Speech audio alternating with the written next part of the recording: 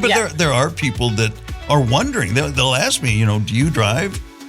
And I quickly find out that the conversation is going that way because they're now an adult person, and so the idea of driving, they just don't know if that's a possibility. Is that they want to do that because that brings independence, but they don't know if it's available for them. And I tell them, yes, there's many different things out there that can help you drive. Well, and I think like we've talked about before, like the nuances of like for me, because it's depth perception that prevents me from driving, and it's reaction time. But at the same time, when you look at me, if I'm up and independently walking or wherever, you think, well, why doesn't she drive? Yeah.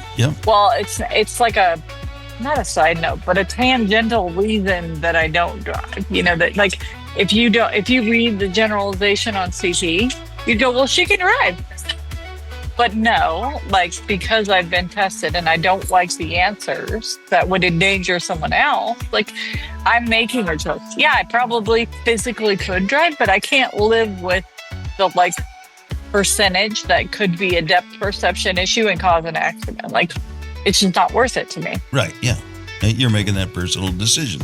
Exactly. Some of the other things as I'm listening to these things, and part of this has nothing to do with disability. I listen to them, and as a podcast producer, in addition to being the host, I do all this, and I won't mention any names because it doesn't really matter. But there's these discussions, and I'm listening to one, and they're talking about, and these are on-air people, or at least they were in this interview. There was the host, and there was 3 other people that all said they were producers of this show. And I've never brought this up. Now we're over 100 episodes. I've never brought this up because it never entered my mind. I'm the producer. I do everything. Right. I don't produce. I book the show. I'm just the talking head that talks back to you. I book the show. I invite the guests. I make sure the guests know how to get on the show.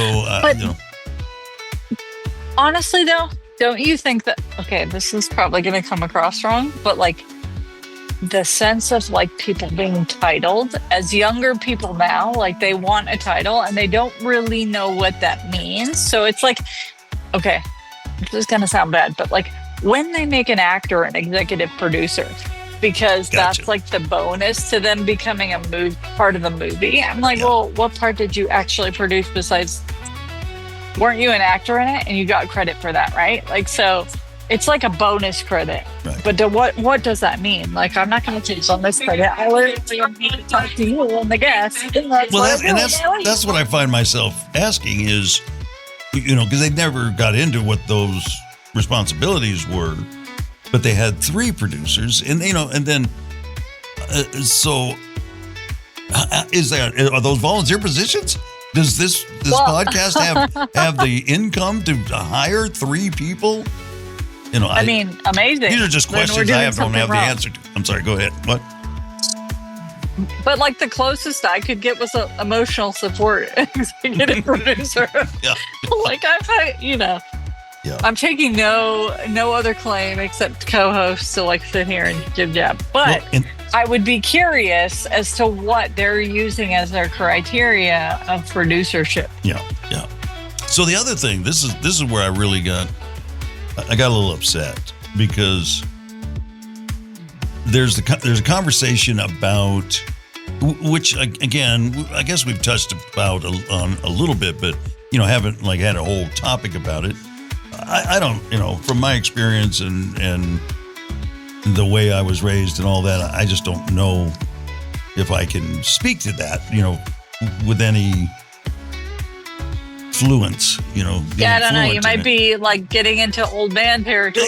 Oh, yes. But again, I'm fully aware of that. Yeah, I'm old, and I was raised by somebody that was older, and from a different world. All those things, yes. We love you. Aware. But it's, but when I mean, that. Wait, hang on. I'm kind of going down this train of thought. So, then we start hearing in this podcast, one of them, talking about disabled voices, which I'm not really sure what that means. I guess it's, then I kind of figure out what it means because they go on to talk about traditional radio voices that were trained and all of this stuff. And so they're pointing right at me. And I'm thinking, and then they get to a point where they're saying that they're inauthentic. Well, how dare you? How dare you impugn my opinion or voice, and I'm talking literally or physically, and my disability is inauthentic? I mean, if you're saying that my voice is inauthentic, does that mean my opinion is inauthentic? I never judge. I'm listening to this podcast, never judging them. I mean, because there were obviously voices that were not trained announcers. Sorry, that's what I have. That's what I did. I'm choosing to do a podcast. Sue me. But at no point did I think to them, oh my gosh, they don't have the voice to do a podcast. And that never entered my mind. I'm not throwing any shade at them.